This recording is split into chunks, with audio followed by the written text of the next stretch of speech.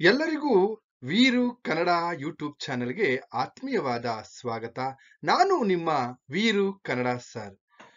ಇವತ್ತಿನ ತರಗತಿಯಲ್ಲಿ ನಾನು 3ನೇ ಸೆಮಿಸ್ಟರ್ ಬಿಕಾಂ ವಿದ್ಯಾರ್ಥಿಗಳಿಗಾಗಿ ಆಯ್ದಕ್ಕಿ ಲಕ್ಕಮ್ಮನವರ ವಚನಗಳ ಬಗ್ಗೆ ಚರ್ಚೆಯನ್ನ ಮಾಡ್ತಾ ಇದ್ದೇನೆ. ಅದಕ್ಕಿಂತ ಮುಂಚೆ ಇನ್ನೂ ಕೂಡ ನನ್ನ ಚಾನೆಲ್ ಅನ್ನ ಸಬ್ಸ್ಕ್ರೈಬ್ ಮಾಡ್ಕೊಂಡಿಲ್ಲ ಅಂತಂದ್ರೆ ಸಬ್ಸ್ಕ್ರೈಬ್ ಮಾಡ್ಕೊಳ್ಳಿ, ಹಾಗೆ ನಿಮ್ ಸ್ನೇಹಿತರಿಗೂ ಕೂಡ ತಿಳಿಸಿ ಅಂತ ಹೇಳ್ತಾ, ಈಗ ವಚನ 12ನೇ ಶತಮಾನದ ಆ ಕಾಲಘಟ್ಟದಲ್ಲಿ ಯಾವ ಯಾವ ಒಂದು ಬದಲಾವಣೆಗಳು ಬಂದು ಅಥವಾ ಯಾವ ರೀತಿ ಒಂದು ಪ್ರಾಮಾಣಿಕತೆ ಇತ್ತು ಅಂತಕ್ಕಂತಹ ಒಂದು ವಿಚಾರಗಳ ಬಗ್ಗೆ, ಅಥವಾ ಕಾಯಕ ನಿಷ್ಠೆ ಅಂತಕ್ಕಂಥದ್ದು ಎಷ್ಟರ ಮಟ್ಟಿಗೆ ಇತ್ತು ಅನ್ನೋದನ್ನ ನಾವು ಇವತ್ತಿನ ತರಗತಿಯಲ್ಲಿ ಚರ್ಚೆಯನ್ನ ಮಾಡೋಣ. ನೋಡಿ, 12ನೇ ಶತಮಾನ ಅಂತ ತಕ್ಷಣ ನಮ್ಗೆ ನೆನಪಾಗ್ತಕ್ಕಂಥದ್ದು ವಚನಕಾರರು. ಇಲ್ಲಿ ವಚನಕಾರರು ಇಡೀ ಕರ್ನಾಟಕದ ಇತಿಹಾಸದಲ್ಲಿಯೇ ಸಾಮಾನ್ಯ ಜನರು ಅಥವಾ ಸಾಮಾನ್ಯ ಜನರಿಗೆ ಅರ್ಥವಾಗುವಂತಹ ರೀತಿಯಲ್ಲಿ, ಅದು ಎಲ್ಲ ಒಂದ್ ಕಡೆ ಹಾಡಿದರೆ ಹಾಡಾಗುವ, ಹಾಗೇನೆ ಓದಿದರೆ ಗದ್ಯವಾಗುವಂತಹ ಈ ವಚನ ಪ್ರಕಾರಗಳನ್ನ ವಚನವನ್ನ ಬರಿತಾ ಹೋಗ್ತಾರೆ. ವಚನ ಅಂತ ಅಂದ್ರೆ ನಾವು ಮಾತು ಅಥವಾ ಭಾಷೆ, ಪ್ರಮಾಣ, ಈ ರೀತಿ ಅನೇಕ ರೂಪಗಳಲ್ಲಿ ನಾವು ಕರಿತಾ ಹೋಗ್ತೀವಿ.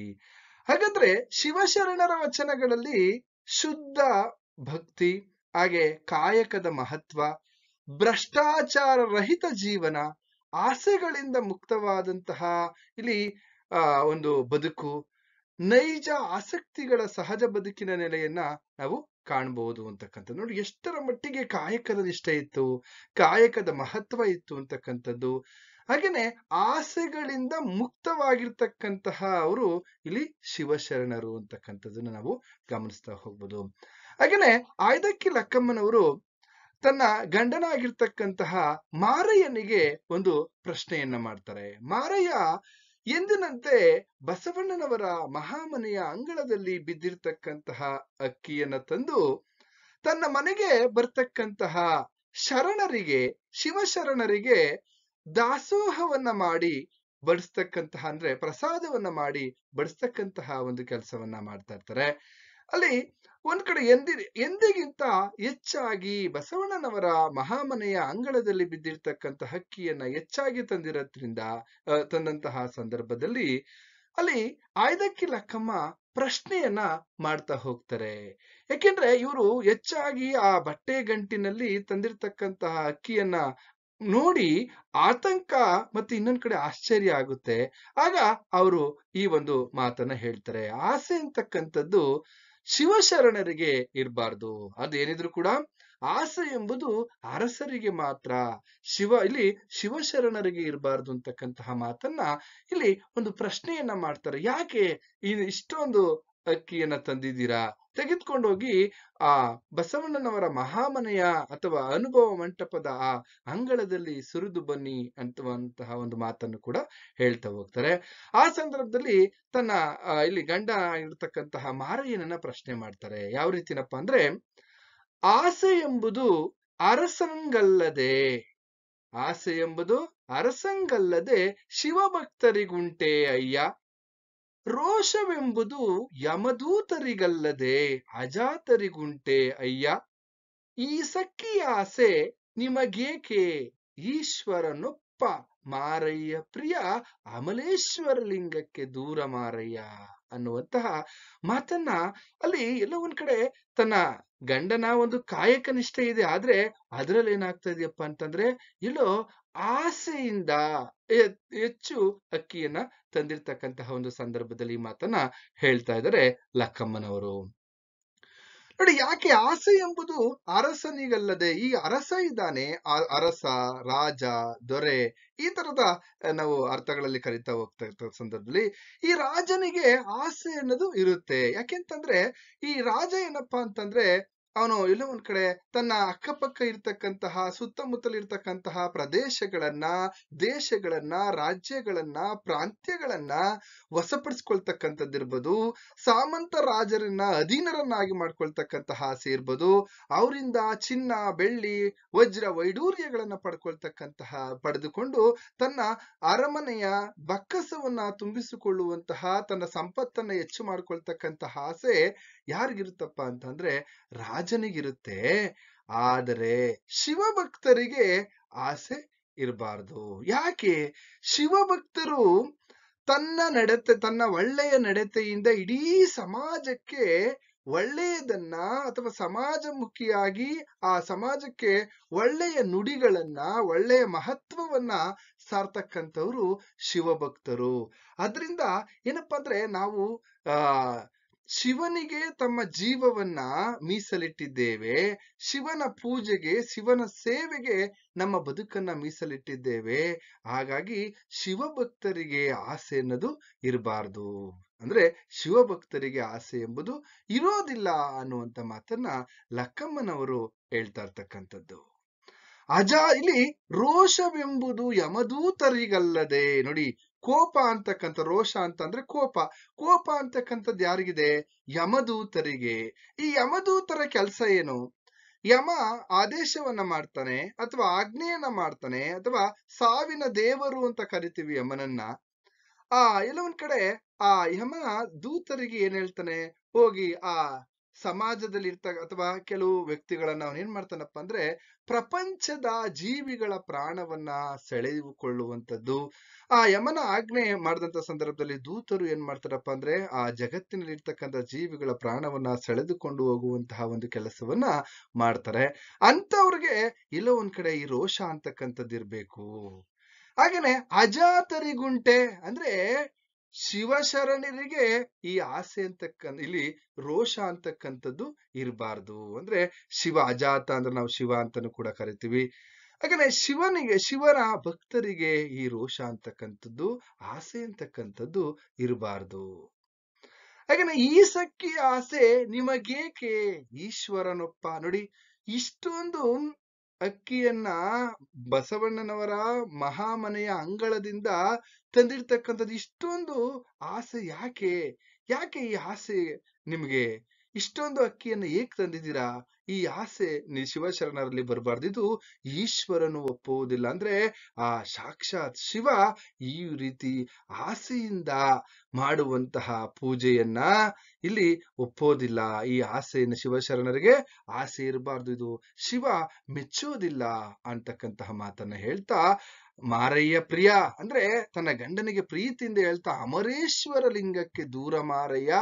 ಈ ರೀತಿ ಆಸೆಯಿಂದ ಮಾಡುವಂತಹ ದಾಸೋಹ ಇರ್ಬೋದು, ಅಥವಾ ಪ್ರಾಮಾಣಿಕತೆ ಇಲ್ಲದೆ ಇರ್ತಕ್ಕಂತಹ ಪೂಜೆ ಇರ್ಬೋದು, ಅಥವಾ ಕಾಯಕ ಶುದ್ಧವಿಲ್ಲದಂತಹ ಪೂಜೆ, ಅದಕ್ಕೆ ಈ ಅಲ್ಲಿ ಅಂದ್ರೆ ಶಿವ ಇದಕ್ಕೆ ದೂರ ಇದ್ದಾನೆ.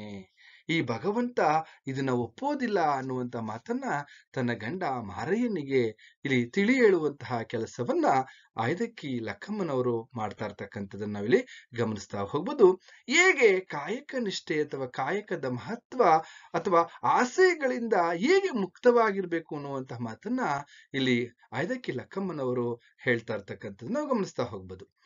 ಹಾಗೇನೆ ಮುಂದುವರೆದಂತೆ ಇನ್ನೊಂದು ವಚನದಲ್ಲಿ ನಾವು ನೋಡೋದಾದ್ರೆ, ಗರ್ವದಿಂದ ಮಾಡುವ ಭಕ್ತಿ ದ್ರವ್ಯದ ಕೇಡು, ನಡೆಯಿಲ್ಲದ ನುಡಿ ಅರಿವಿಂಗೆ ಹಾನಿ, ಕೊಡದೆ ತ್ಯಾಗಿ ಎನಿಸಿಕೊಂಬುದು ಮುಡಿಯಿಲ್ಲದ ಶೃಂಗಾರ, ದೃಢವಿಲ್ಲದ ಭಕ್ತಿ ಅಡಿ ಒಡೆದ ಕುಂಭದಲ್ಲಿ ಸುಜಲವ ತುಂಬಿದಂತೆ, ಮಾರಯ್ಯ ಪ್ರಿಯ ಅಮಲೇಶ್ವರ ಲಿಂಗವ ಮುಟ್ಟದ ಭಕ್ತಿ ಅನ್ನುವಂತಹ ಈ ಸಾಲುಗಳನ್ನ, ಈ ವಚನದ ಸಾಲುಗಳನ್ನ ನಾವು ಗಮನಿಸಿದಾದ್ರೆ, ಗರ್ವದಿಂದ ಮಾಡುವ ಭಕ್ತಿ.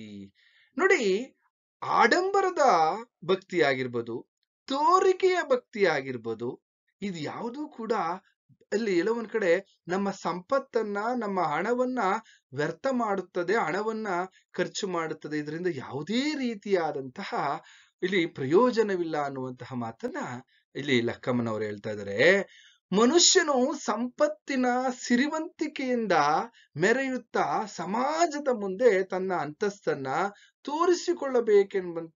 ತೋರಿಸಿಕೊಳ್ಳಬೇಕೆಂದು ಮಾಡುವಂತಹ ಈ ಆಡಂಬರದ ಪೂಜೆಯಿಂದ ಹಣ ಮತ್ತೆ ಸಂಪತ್ತು ಇಲ್ಲೆಲ್ಲ ಒಂದ್ ಕಡೆ ಖರ್ಚಾಗುತ್ತೆ ಅಥವಾ ವ್ಯರ್ಥವಾಗುತ್ತೆ ಹೊರತು ಇದರಿಂದ ಆ ಭಗವಂತನ ಸಾಕ್ಷಾತ್ಕಾರವನ್ನ ಪಡ್ಕೊಳ್ಳೋದಿಕ್ಕೆ ಸಾಧ್ಯ ಇಲ್ಲ ಅನ್ನುವಂತ ಮಾತನ್ನ ಹೇಳ್ತಾ, ಹಾಗೇನೆ ನಡೆಯಿಲ್ಲದ ನುಡಿ ಅರಿವಿಂಗೆ ಹಾನಿ ಅಂತಕ್ಕಂಥದ್ದು. ನಾವು ಹೇಗೆ ನಡ್ಕೊಳ್ತೀವಿ, ಹಾಗೆ ನೋಡಿ, ನುಡಿದಂತೆ ನಡೆಯಬೇಕು ಅಥವಾ ನಡೆದಂತೆ ನುಡಿಯಬೇಕು ಅಂತಕ್ಕಂಥ ನಾವು ಏನ್ ಹೇಳ್ತೀವಿ ಅದನ್ನ ಮಾಡ್ಬೇಕು. ಇಲ್ಲದೆ ಹೋದ್ರೆ ಅದು ನಾವು ಪಡ್ಕೊಂಡಿರ್ತಕ್ಕಂತಹ ಜ್ಞಾನ, ಅದು ಇಲ್ಲ ಆ ಜ್ಞಾನಕ್ಕೆ ಅರಿ ಅಂತ ಅಂದ್ರೆ ಇಲ್ಲಿ ತಿಳುವಳಿಕೆ ಅಥವಾ ಜ್ಞಾನ. ಈ ಜ್ಞಾನವನ್ನ ಕಳ್ಕೊಂಡಂತೆ, ಆ ಜ್ಞಾನಕ್ಕೆ ಹಾನಿಯನ್ನ ಉಂಟು ಮಾಡ್ಕೊಂಡಂತೆ ಅಂತಕ್ಕಂಥ ಮಾತನ್ನ ಹೇಳ್ತಾ ಇಲ್ಲಿ ತೋರಿಕೆಯ ಭಕ್ತಿ ಹಾಗೇನೆ ನುಡಿದಂತೆ ನಡೆದುಕೊಳ್ಳಬೇಕು ಅಂತಕ್ಕಂಥದ್ದನ್ನ ಇಲ್ಲಿ ಹೇಳ್ತಾ ಇದ್ದಾರೆ. ಹಾಗೇನೆ ಮುಂದುವರೆದಂತೆ ನಾವು ನೋಡೋದಾದ್ರೆ, ಈ ಕೊಡದೆ ತ್ಯಾಗಿ ಎನಿಸಿಕೊಂಬುದು ಮುಡಿ ಇಲ್ಲದ ಶೃಂಗಾರ. ಏನಿದು ಕೊಡದೆ ತ್ಯಾಗಿ? ನೋಡಿ, ವ್ಯಕ್ತಿ ಶ್ರೀಮಂತನಾಗ್ತಾನೆ ಅಥವಾ ಶ್ರೀಮಂತನಾಗಿರ್ತಾನೆ, ಆದ್ರೆ ಯಾವುದೇ ರೀತಿಯಾದಂತಹ ದಾನ ಧರ್ಮಗಳನ್ನ ಮಾಡೋದಿಲ್ಲ. ಹಾಗೇನೆ ಯಾರೋ ಕೊಟ್ಟಿರ್ತಕ್ಕಂತಹ ವಸ್ತುವನ್ನ ಅಥವಾ ಯಾರೋ ಕೊಟ್ಟಿರ್ತಕ್ಕಂಥ ದವಸ ಧಾನ್ಯಗಳನ್ನ ನಾನು ಕೊಟ್ಟೆ ಅಂತಕ್ಕಂತಹ ಮಾತನ್ನ ಹೇಳ್ತಕ್ಕಂಥದ್ದು, ಅಥವಾ ಬೇರೆಯವರಿಗೆ ದಾನಗಳನ್ನ ಮಾಡದೆ ಇಲ್ಲಿ ಎಲ್ಲ ಒಂದ್ ಕಡೆ ನಾವು ಈ ಬಡವರಿಗೆ, ದೀನರಿಗೆ, ಇವ್ರಿಗೆ ದಾನವನ್ನ ಮಾಡದೇನೆ ನಾನು ದಾನವನ್ನ ಮಾಡ್ದೆ ಅಂತ ಹೇಳಿ ನಾನು ದಾನ ವೀರ ಶೂರ ಕರ್ಣ ಅಂತ ಈ ರೀತಿ ಮಾಡ್ತಕ್ಕಂಥದ್ದು ಯಾವ ರೀತಿ ಇರುತ್ತಪ್ಪ ಅಂತಂದ್ರೆ, ಇಲ್ಲಿ ಮುಡಿ ಇಲ್ಲದ ಶೃಂಗಾರ ಅಂತಂದ್ರೆ ಇಲ್ಲಿ ಒಂದ್ ಕಡೆ ಏನಾಗ್ತಾ ಇದೆಯಪ್ಪ ಅಂತಂದ್ರೆ, ಈ ಬೋಳು ತಲೆ ಅಂದ್ರೆ ಕೇಶವೇ ಇಲ್ಲದೆ ಇರ್ತಕ್ಕಂತಹ, ಅಂದ್ರೆ ಕೂದಲಿಲ್ಲದಂತಹ ತಲೆಗೆ ಶೃಂಗಾರವನ್ನ ಮಾಡಿದಂತೆ ಇರುತ್ತೆ. ಯಾಕೆಂತಂದ್ರೆ ಇಲ್ಲಿ ಯಾವುದೇ ರೀತಿಯ ಸಹಾಯವನ್ನಾಗಿರ್ಲಿ, ಯಾವುದೇ ರೀತಿಯಾದಂತಹ ದಾನವನ್ನ ಮಾಡದಲೆ ನಾನು ಶ್ರೀಮಂತ ಹಾಗೆ ಹೀಗೆ ಅಂತ ಬಡಾಯಿ ಕೊಚ್ಕೊಳ್ತಕ್ಕಂತಹ ವ್ಯಕ್ತಿಗಳನ್ನ ಇಲ್ಲಿ ಆಯ್ದಕ್ಕಿ ಲಕ್ಕಮ್ಮನವರು ಎಲ್ಲೋ ಒಂದ್ ಕಡೆ ಅವರನ್ನ ಮುಡಿ ಇಲ್ಲದೆ ಶೃಂಗಾರ ಮಾಡಿಕೊಂಡಂತೆ ಅಂತಕ್ಕಂಥದ್ದು. ಇನ್ನೊಂದ್ ಕಡೆ ದೃಢವಿಲ್ಲದ ಭಕ್ತಿ ಅಡಿವಡೆದ ಕುಂಭದಲ್ಲಿ ಸುಜಲವ ತುಂಬಿದಂತೆ ಅಂತ. ನೋಡಿ, ಮನಸ್ಸಿನಲ್ಲಿ ದೃಢವಿರ್ಬೇಕು ಅಂತಕ್ಕಂಥ ಮಾತು. ಅಂದ್ರೆ ದೃಢ ಸಂಕಲ್ಪ ಇರ್ಬೇಕು, ತಾನು ಮಾಡ್ತಕ್ಕಂತಹ ಕೆಲಸದಲ್ಲಿ ಶುದ್ಧತೆ ಇರ್ಬೇಕು, ನಿಷ್ಠೆ ಇರ್ಬೇಕು. ಆ ರೀತಿ ಭಕ್ತಿ ಇಲ್ಲದೆ ಹೋದ್ರೆ ಅದು ಒಡೆದ ಕುಂಭದಲ್ಲಿ, ಒಡೆದ ಮಡಕೆಯಲ್ಲಿ ನೀರನ್ನ ತುಂಬಿದಂತೆ ವ್ಯರ್ಥವಾಗುತ್ತದೆ ಅಂತಕ್ಕಂಥದ್ದನ್ನ ಇಲ್ಲಿ ಹೇಳ್ತಾ ಇದ್ದಾರೆ. ಹಾಗೆ ಮುಂದುವರೆದಂತೆ, ಮಾರಯ್ಯ ಪ್ರಿಯ ಅಮಲೇಶ್ವರ ಲಿಂಗವ ಮುಟ್ಟದ ಭಕ್ತಿ. ನೋಡಿ, ಕಾಯಕ ಶುದ್ಧವಿಲ್ಲದೆ ಇದ್ರೆ, ಕಾಯಕ ನಿಷ್ಠೆ ಇಲ್ಲದೆ ಇದ್ರೆ ಇಲ್ಲಿ ಅಮರೇಶ್ವರ ಲಿಂಗ, ಆ ಭಗವಂತ ಇದನ್ಯಾವುದನ್ನೂ ಕೂಡ ಒಪ್ಪೋದಿಲ್ಲ ಅನ್ನುವಂತಹ ಭಕ್ತಿಯನ್ನ ಇಲ್ಲಿ ಶಿವ ಮೆಚ್ಚೋದಿಲ್ಲ, ಒಪ್ಪೋದಿಲ್ಲ ಅಂತಕ್ಕಂಥ ಮಾತನ್ನ ಹೇಳ್ತಾ ಇದ್ದಾರೆ. ಹಾಗೇನೆ ಮತ್ತೆ ಮುಂದೆ ನಾವು ಗಮನಿಸೋದಾದ್ರೆ, ಮನಶುದ್ಧವಿಲ್ಲದವಂಗೆ ದ್ರವ್ಯದ ಬಡತನವಲ್ಲದೆ ಚಿತ್ತ ಶುದ್ಧದಲ್ಲಿ ಕಾಯಕವ ಮಾಡುವಲ್ಲಿ ಸದ್ಭಕ್ತನ್ಗೆ ಎತ್ತ ನೋಡಿದರತ್ತ ಲಕ್ಷ್ಮಿ ತಾನಾಗಿಪ್ಪಳು. ಮಾರಯ್ಯ ಪ್ರಿಯ ಅಮಲೇಶ್ವರ ಲಿಂಗದ ಸೇವೆಯುಳ್ಳನ್ನಕ್ಕರ ಅನ್ನುವಂತಹ ಮಾತನ್ನ ಈ ಸಾಲುಗಳನ್ನು ಗಮನಿಸಿದ್ರೆ, ನೋಡಿ, ಮನ ಶುದ್ಧವಿಲ್ಲದವನ್ಗೆ ಅಲ್ಲೇ ಹೇಳ್ತಾರೆ, ಮನಸ್ಸು ಶುದ್ಧವಿಲ್ಲದೆ ಇರ್ತಕ್ಕಂತಹ ವ್ಯಕ್ತಿಯಲ್ಲಿ ಅಥವಾ ಮಾನವನಲ್ಲಿ ದ್ರವ್ಯದ ಬಡತನವಲ್ಲದೆ, ನೋಡಿ, ನಿರ್ಮಲ ಮನಸ್ಸು, ಶುದ್ಧ ಮನಸ್ಸು ಇಲ್ಲದವನಿಗೆ ಅವನಿಗೆ ಸಿರಿ ಸಂಪತ್ತಿನ ಬಡತನ ಇದ್ದೇ ಇರುತ್ತೆ ಅಂತಕ್ಕಂಥದ್ದು. ಮನಪೂರ್ವಕವಾಗಿ ತಾನು ಮಾಡ್ತಕ್ಕಂತಹ ಕಾಯಕವನ್ನ ಮಾಡಬೇಕು.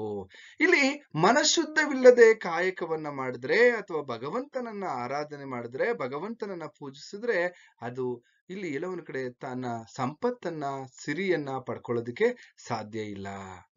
ಚಿತ್ತ ಶುದ್ಧದಲ್ಲಿ ಕಾಯಕವ ಮಾಡುವಲ್ಲಿ ಅಂದ್ರೆ, ಚಿತ್ತ ಅಂತ ಅಂದ್ರೆ ಮನಸ್ಸು, ಶುದ್ಧ ಮನಸ್ಸಿನಿಂದ ಕಾಯಕವನ್ನ ಅಂದ್ರೆ ಕೆಲಸವನ್ನ ಮಾಡುವಲ್ಲಿ, ಆಗ ನೋಡಿ, ನಿರ್ಮಲ ಮನಸ್ಸಿನಿಂದ ತನ್ನ ಕಾಯಕವನ್ನ ನಿಷ್ಠೆಯಿಂದ ಮಾಡಿದ್ರೆ ಅಂತಹ ಭಕ್ತನನ್ನ ನಾವು ಸದ್ಭಕ್ತ ಅಂತ ಕರಿತೀವಿ, ಒಳ್ಳೆಯ ಭಕ್ತ ಅಂತ ಕರಿತೀವಿ. ಅಲ್ಲಿ ಎತ್ತ ನೋಡಿದರತ್ತ ಲಕ್ಷ್ಮಿ ತಾನಾಗೆ ನೆಲೆಸಿರ್ತಾಳೆ. ಯಾಕೆಂದ್ರೆ ಅವನು ನಿರ್ಮಲ ಮನಸ್ಸಿನಿಂದ, ಶುದ್ಧ ಮನಸ್ಸಿನಿಂದ, ದೃಢ ಭಕ್ತಿಯಿಂದ ಅವನೇನ್ ಮಾಡ್ತಾ ಇದ್ದಾನೆ, ಇಲ್ಲಿ ದೇವರನ್ನ ಪೂಜಿಸ್ತಾ ಇದ್ದಾನೆ, ತನ್ನ ಕಾಯಕದಲ್ಲಿ ನಿಷ್ಠೆಯನ್ನ ತೋರಿರ್ತಾನೆ, ನಿಷ್ಠೆಯಿಂದ ಪ್ರಾಮಾಣಿಕತೆಯಿಂದ ಕಾಯಕವನ್ನ ಮಾಡಿರ್ತಾನೆ. ಆಗ ಎತ್ತ ನೋಡಿದ್ರು ಅಲ್ಲಿ ಲಕ್ಷ್ಮಿ ತಾನಾಗೆ ಅಲ್ಲಿ ಎಲ್ಲೋ ಒಂದ್ ಕಡೆ ಅವನನ್ನ ಕಾಪಾಡ್ತಾರೆ ಅಥವಾ ಅವನ ಮನೆಯಲ್ಲಿ ನೆಲೆಸಿರ್ತಾಳೆ ಅಂತಕ್ಕಂಥ ಮಾತನ್ನ ಹೇಳ್ತಾ ಹಾಗೇನೆ ಮಾರಯ್ಯ ಪ್ರಿಯ ಅಮಲೇಶ್ವರ ಲಿಂಗದ ಸೇವೆಯುಳ್ಳಕ್ಕರ ನೋಡಿ. ಮಾರಯ್ಯ ಪ್ರಿಯ ನೋಡು, ನಾವು ಭಗವಂತನ ಸೇವೆಯನ್ನ ಮಾಡ್ತಾ ಇರ್ಬೇಕು ಕಾಯಕ ನಿಷ್ಠೆಯಿಂದ, ಚಿದ್ಲಿ ಶುದ್ಧ ಮನಸ್ಸಿನಿಂದ ಆ ಶಿವನ ಸೇವೆಯನ್ನ ಮಾಡ್ತಾ ಶಿವನ ಪೂಜೆಯನ್ನ ಮಾಡ್ತಾ ಇದ್ರೆ ಆ ಭಗವಂತ ಎಲ್ಲವನ್ನೂ ಕರುಣಿಸ್ತಾನೆ. ಇಲ್ಲಿ ಆಸೆ ಅಂತಕ್ಕಂಥದ್ದು ಇರಬಾರ್ದು. ಇಲ್ಲಿ ಆಸೆಗಳಿಂದ ಮುಕ್ತವಾಗಿ ಆ ನಮ್ಮ ಬದುಕನ್ನ ನಡೆಸ್ಬೇಕು.